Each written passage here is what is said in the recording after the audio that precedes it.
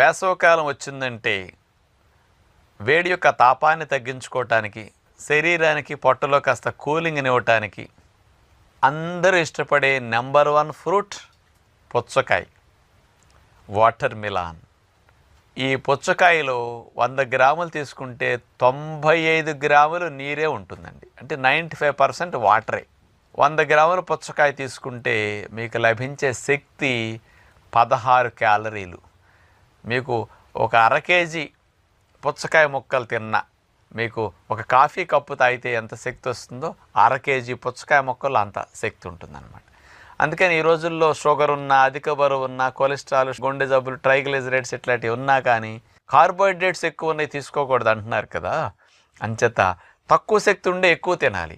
కాబట్టి పుచ్చకాయ నీరెక్కువ ఉన్న ఫ్రూట్, లవణాలు ఎక్కువ ఉన్న ఫ్రూట్, క్యాలరీస్ తక్కువ ఉన్న ఫ్రూట్, చల్లగా ఉంటుంది. వేసవికాలం